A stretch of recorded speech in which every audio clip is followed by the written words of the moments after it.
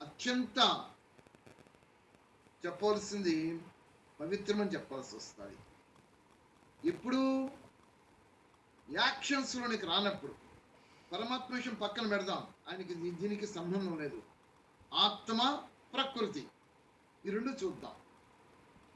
ఈ యొక్క 1:164:21 ఋగ్వేద ప్రమాణికంగా తీసుకున్న, శ్వేతాస్త్ర తరోపనిషత్తు 3:19 తీసుకున్న, ఆత్మ అనేటటువంటిది పవిత్రంగా మనకు కనబడుతూ వస్తుంటుంది. చూడండి, ఇప్పుడు ఆత్మ ప్రకృతికి రానంత వరకు కూడా ఆత్మ అత్యంత పవిత్రమైనటువంటిదే, శుద్ధమైనటువంటిదే. ఇటువంటి శుద్ధమైన పవిత్రమైన ఆత్మ శరీరాన్ని, అంటే ప్రకృతిలోనికి ఎప్పుడు వస్తుందో, ఈ ప్రకృతి రూపాన్ని శరీరాన్ని ధరిస్తుందో అప్పుడు సంచిత కర్మలు పట్టుకుంటారు. దీనికి ప్రమాణము బృహదారణ్యకోపనిషత్తులో తీస్తే మనకు కనబడుతుంది. అట్లాగనే కొన్ని రిఫరెన్సెస్ కూడా ఉన్నవి.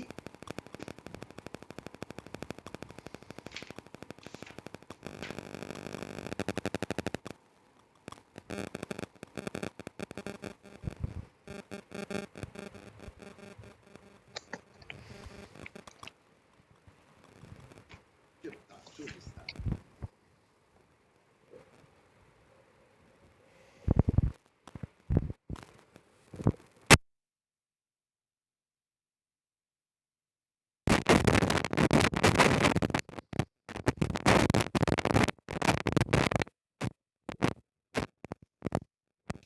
మూడు తారీఖు 2:32లోను, తర్వాత యజుర్వేదం 40:14లోను మనకు కొన్ని కనబడుతూ వస్తుంటవి. బాగా గుర్తు పెట్టుకోండి, శరీరమునకు రానంత వరకు ఆత్మ అత్యంత పవిత్రమైనటువంటిది, సత్యమైనటువంటిది, శాశ్వతమైనటువంటిది.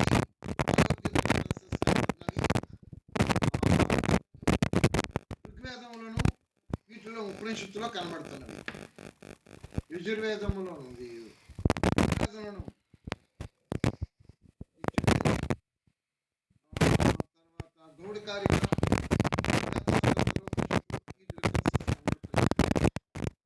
మరి ఆత్మ శరీరానికి వచ్చిన తర్వాత ఏం జరుగుతుంది? అనాది ఆది అంతము లేనటువంటి నాటకము, సృష్టి రంగమే. ఆత్మ శరీర తర్వాత పూర్వ సంచిత కర్మల ఆత్మ పట్టుకుంటాయి. ఎప్పుడైతే ఆత్మ పూర్వ సంచిత కర్మల పట్టుకుంటా, ఈ సంచిత కర్మలు ఎక్కడ ఉంటవి? సంచిత కర్మలు అనేటటువంటి జడములు తో సంబంధితమై ఉంటవి. ప్రకృతికి సంబంధితమైనటువంటిది ఏమిటి? మనసు, బుద్ధి, చిత్తం, అహంకారం వచ్చేసాయి. వీటితో సంబంధం పడుతుంటాయి. పవిత్రమైన ఆత్మ తన యొక్క సంచిత కర్మలు అనుభవించడానికి ప్రకృతిని ఆశ్రయించినప్పుడు ఈ ప్రకృతితో సంబంధమైనటువంటివి ఆత్మను బంధించి ఆ కర్మల యొక్క ప్రారంధాలని అనుభవింపచేస్తుంది. ఇది చట్టం, ఇది నియమం. ఇది ఎప్పుడైతే ఆత్మ శరీరంలోకి వచ్చిందో తన లక్ష్యము, తన గమ్యము ఏమిటి అంటే తిరిగి పవిత్రమైనటువంటి ఆ యొక్క ముక్తావస్థకు వెళ్ళిపోవాలి. దానినే పరాంతకాల ముక్తి. పరమేశ్వరుని యొక్క సన్నిధిలో ముక్తావస్థలో పవిత్ర ఆత్మగా ఉంటుంది, యథేచ్ఛగా విహరిస్తుంది. ఇవన్నీ కూడా ప్రళయము జరగనంత వరకు ఈ ఆత్మ, కొన్ని ప్రళయములు, కొన్ని కల్పములు జరగనంత వరకు ఈ పరాంతకాల ముక్తిలో ఆత్మ పవిత్రంగానే ఉండిపోతుంది. ఎప్పుడైతే ప్రళయం అయిందో, కల్పము తిరిగి ప్రారంభం అవుతుందో, ఈ యొక్క పరాంతకాలంలో ఉండినటువంటి పవిత్రమైన ఆత్మలు మరలా అవి సంచితాన్ని అనుభవం చేసుకోవడానికి క్షీణే పుణ్యే మత్స్యలోకం విశంతి, ఆ యొక్క పుణ్యఫలం క్షీణించిన తర్వాత మరలా తన లక్ష్య గమ్యస్థానమైనటువంటి పరాంతకాల స్థితికి చేరుకోవడానికి మళ్ళా ప్రకృతిలోకి వచ్చినప్పుడు వెంటనే ప్రకృతిలో ఉండినటువంటి ఇవన్నీ మళ్ళీ ఆత్మను బంధిస్తాయి. అంటే ఆత్మకు చేరిపోతాయి. ఆత్మ శరీరం ధరించిందంటే మనసు వచ్చి తీరుతుంది, బుద్ధి వచ్చి తీరుతుంది, జడం వచ్చి అహంకారం వచ్చి తీరుతుంది, ఇవన్నీ వచ్చేస్తాయి ఆత్మకి. వీటన్నిటి యొక్క సమ్మేళనతో కూడినటువంటిది ఈ దేహము. ఈ దేహంలోకి రాగానే ఇవన్నీ మళ్ళీ ఆత్మకు సంతరించుకుంటాయి. అప్పుడు ఆత్మ ఇండివిజువల్ గా తన కర్మ చెయ్యాలి అనేటప్పటికి అవకాశం లేదు. శరీరం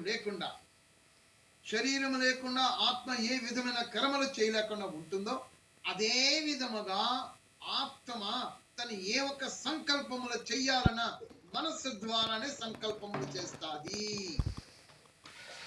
ఈ మనస్సు ద్వారా చేసిన సంకల్పములు ఏమి అయితే ఉన్నావో తన యొక్క పూర్వంలో ఆర్జించినటువంటి కర్మలు ఎంతవరకు ఎన్లైట్మెంట్ జ్ఞాన ఆర్జన జరుగుతూ వస్తుంటుందో అంత ఎన్లైట్మెంట్ తోటినే ఆ జ్ఞాన పరిధిలోనే ఆ సంకల్పం చేసిన వాటిని విశ్లేషించుకొని నిర్ణయించుకుంటుంది. ఆ నిర్ణయించుకున్నటువంటి దానిని ఆదేశాల రూపంలో కర్మేంద్రియాల ద్వారా వెళ్ళిపోయి కర్మేంద్రియాల ద్వారా కర్మలు చేసేస్తూ ఉంటుంది. ఇది ఒక పద్ధతి. ఇంకొక సిస్టమ్ దగ్గరికి వచ్చినప్పటికీ ఆత్మ ప్రకృతికి బానిసగా మారి కర్మేంద్రియముల ద్వారా ప్రకృతిని భోగించడానికి అనుభవించడానికి రకరకాల విధాములతో ఈ ప్రకృతిని భోగిస్తూ తనలో ఉన్న జ్ఞాన ఆర్జన అంతకుముందు ఏదైతే చేస్తూ వచ్చిందో ఆ లోపల నుంచి ఆ ప్రేరణ వస్తున్నప్పటికీ కూడా దాన్ని తిరస్కరించి ఈ ఇంద్రియముల ద్వారా భోగములను అనుభవించడానికి మనస్సు ద్వారా ఇంద్రియాలకి ఆజ్ఞలు జారీ చేసుకుని ఇవన్నీ అనుభవం చేసుకుంటుంది. ఇదొక పద్ధతి. ఈ రెండింటి మధ్యన సంఘర్షణలు ఆత్మకు జరుగుతూనే ఉంటుంటాయి. ఇవి రెండే శుభకర్మలుగా మారుతున్నవి కొన్ని, అశుభ కర్మలుగా మారుతున్నవి కొన్ని. ఇవి రెండు కూడా తనలోనే నిక్షిప్తమైపోతున్నాయి.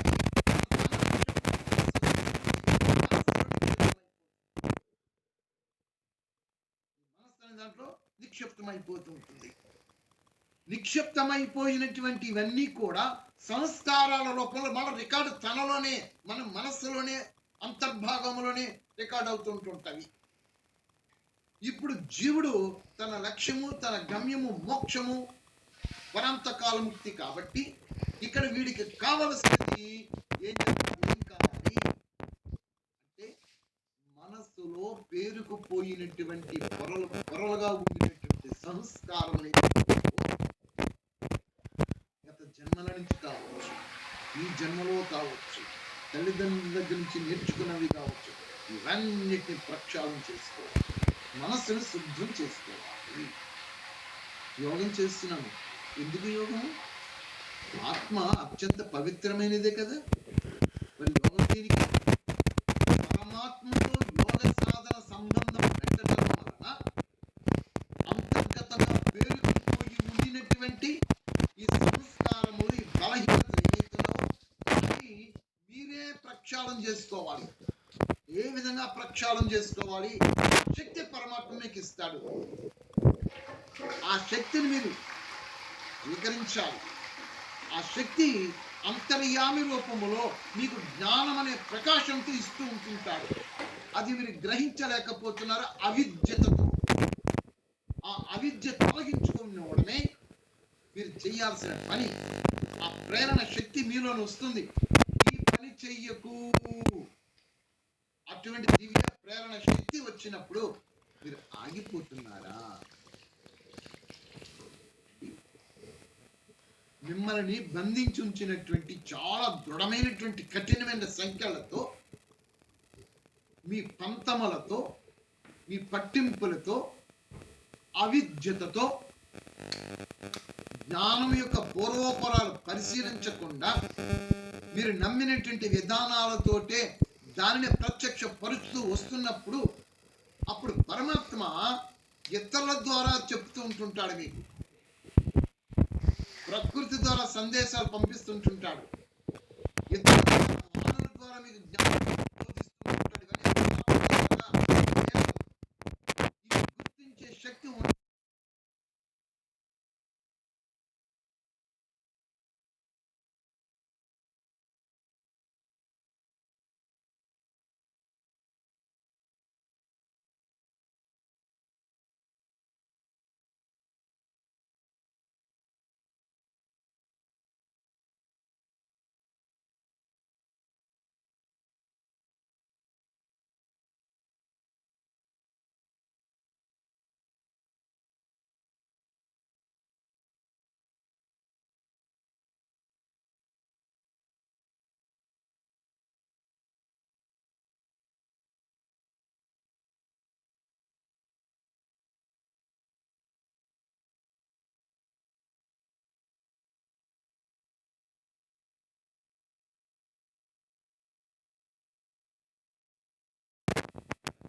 పరమాత్మ ఉపాసన చెప్పేసి. ఉపాసన ఏమిటి? అహింసా వ్రతము ఉపాసన, సత్యము ఉపాసన,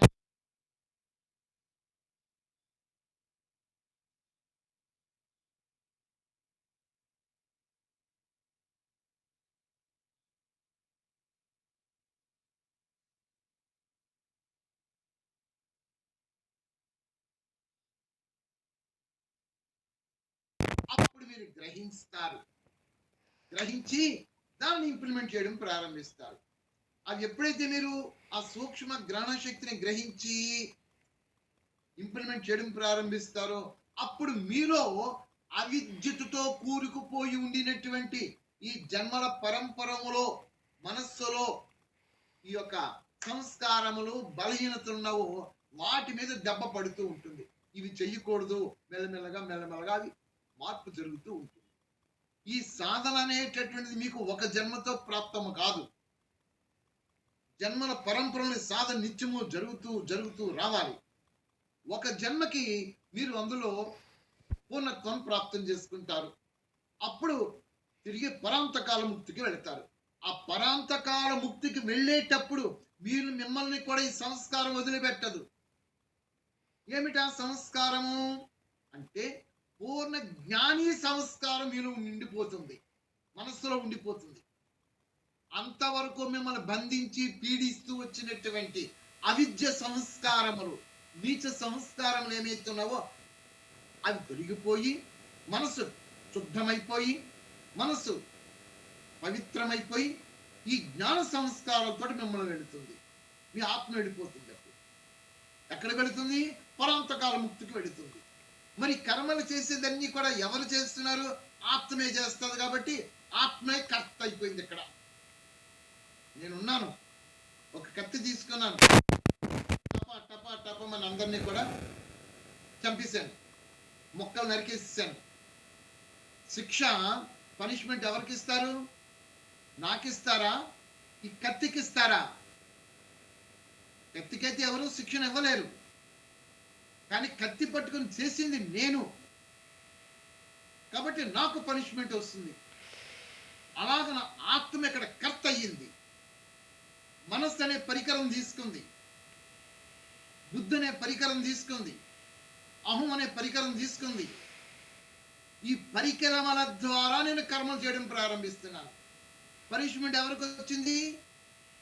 నాకు వచ్చింది. అంటే ఆత్మకు వచ్చింది. ఎంచేత ఆత్మకర్త అయ్యింది. కాబట్టి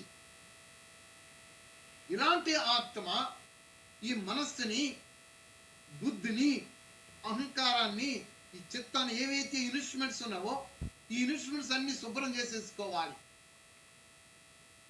అంటే మనసు శుద్ధమైపోవాలి, బుద్ధి శుద్ధమైపోవాలి. బుద్ధి ఎలా శుద్ధమవుతుంది? జ్ఞాన ఆర్జనతో, పరమాత్మ బోధించినటువంటి జ్ఞాన ఆర్జనను స్వీకరించి, అంటే నిత్యము స్వాధ్యాయనముతో, సద్గ్రంథముతో దానిని ఆత్మలో ఇవన్నీ చేస్తూ వస్తుంటుంటే బుద్ధిలో జ్ఞానం పెరిగిపోతుంది. బుద్ధిలో జ్ఞానం పెరిగే కొద్దీ మనస్సు క్షీణిస్తుంది. మనస్సులో క్షీణించడం అంటే మనస్సులో ఉండినటువంటి సంస్కారాల రూపంలో ఏమైతున్నావో, బలహీనతలు ఏమైతున్నావో ఇవన్నీ క్షీణించిపోతాయి, నశించిపోతాయి. మనసు శుద్ధమైపోతుంది. మనసు ఎప్పుడైతే శుద్ధమైపోయిందో మనసు బుద్ధి ఒకటిగా మారిపోయి ఉండిపోతుంది, లైమ్ అయిపోయి అప్పుడు ఏమి కనబడవు ఇంకా. అటువంటి స్థితిని యోగ మార్గంలో వీడు ప్రాప్తం చేసుకోవాలి ఒకటి. రెండవ స్థితి, చైతన్య రూపంలో కర్మలు ఆచరించేటప్పుడు కూడా అదే స్థితిని మెయింటైన్ చేయాలి వీడు. ఏ స్థితిని? శుద్ధమైన పవిత్రమైన ఆత్మ స్వరూప స్థితిలో మనస్సును శుద్ధం చేసుకునేటువంటి ఆత్మ కర్మలు చేసేటప్పుడు కూడా ఆ స్థితితో కర్మలు చేస్తూ, ఇక్కడ చెప్పాడు ఈశ్వర ప్రణిధానము, ఈశ్వరార్పణతో ఈ కర్మ చేయడం నేర్చుకోవాలి, నిష్కామ కర్మతో.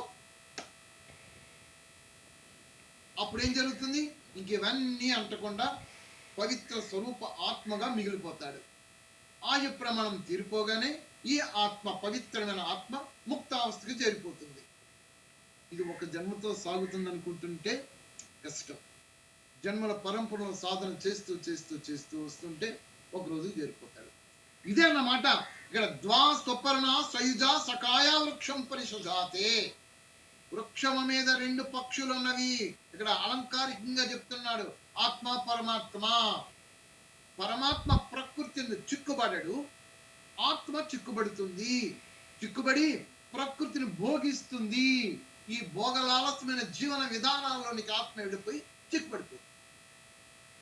ఇలాంటి చిక్కుబడిపోయిన ఆత్మ మరలా తను యథాస్థానాన్ని చేరుకోవాలి. అంటే పూర్వపు స్థితి ఎలాగున్నారు? సకాయ సమాన వృక్షం అని అన్నాడు. వృక్షం అంటే ప్రకృతి. ఇద్దరు మిత్రత్వముతోటి, స్నేహంతో సమాన రూపము కలిగినటువంటి విధానములతో అక్కడ ఉన్నవి. అలాంటి స్థితికి చేరుకోవడానికి ఆత్మకి ఏం బంధించింది? ఇవి బంధించాయి. ప్రకృతి అనే విధానాలకు వచ్చినప్పుడు మనస్సు వచ్చింది, బుద్ధి వచ్చింది, అహంకారం వచ్చింది. ఇవన్నీ ఎప్పుడు బంధించాయి? శరీరానికి వచ్చింది కాబట్టి ఇవన్నీ బంధిస్తాయి. ఇదండి ఈ మంత్రానికి అర్థం. ఇప్పుడు తెలవండి, మనం అందరం కూడా ఈ దేహం అనే ప్రకృతి వృక్షంలోనికి వచ్చేసాము. ఈ దేహం అనే వృక్షంలో పరమాత్మ ఉన్నాడు, ఆత్మ ఉన్నది, ఈ రెండు ఉన్నవి.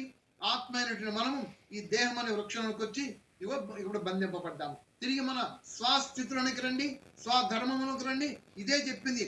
జీవాత్మ పూర్వ సంచిత కర్మల ఫలములను అనుభవించుటకు మరియు నూతన కర్మలు అనొచ్చుట కొరకు మనస్సు ఇంద్రియములు ఉన్న వాటితో కూడి ప్రాణయుక్తమై సర్వశ్రేష్ఠ శరీర రూప రథమపై కూర్చొని ఉండును. అబ్బా, ఎంత ఖచ్చితంగా చెప్పిస్తాడు చూడండి. ఆత్మ శరీరానికి రాకపోతే మనస్సు లేదు, ఆత్మ శరీరంలోనికి రాకపోతే బుద్ధి లేదు, ఆత్మ శరీరంలోనికి రాకపోతే అహంకారం లేదు. ఎప్పుడైతే ఆత్మ శరీరంలోకి వస్తుందో ఇవన్నీ పట్టుకుంటాయి. ఇదండి ఈ మంత్రం తాలూకా విశేషత. మీకు పూర్వం చెప్పినట్టు విశేషతలు కూడా ఇవే. జన సంశయాలు అంటే అడగండి.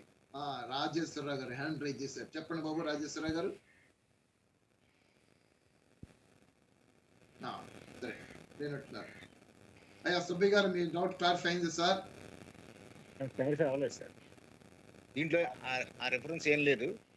ఇది జీవాత్మ మరియు జీవాత్మ ప్రాణము దాని గురించి చెప్పాడు. జీవాత్మ ఇప్పుడు కర్మలను, సంచిత కర్మలు అనుభవించడానికి, కొత్త కర్మలు చేయడానికి ఈ ప్రాణము జీవాత్మని వాడుకుని మంచి సంతానం పండటానికి అవకాశం ఉంది. అది భౌతిక సంపదలు, దివ్య సంపదలు తీసుకోవచ్చు. ఆ యథార్థంగా ఈ హవిస్సులు ఇమ్మన్నాడు. కార్యము, పేయము, జ్ఞానము, కర్మ, ప్రాణాయామం ఇవన్నీ హవిస్సులుగా ఇచ్చి శక్తిని పెంపొందించుకోమని ఇది మంత్రం చెప్తోంది. దీంట్లో నా డౌట్ ఏం క్లారిఫై అవ్వలేదు సార్. మీకు ఇలాగ చూస్తే డౌట్ క్లారిఫై అవ్వదు. మరి ఈ మంత్రం అర్థం అదే కదా. మరి సంచిత కర్మ, పూర్వపు సంచిత కర్మ ఇవి ఎక్కడి నుంచి వచ్చాయి?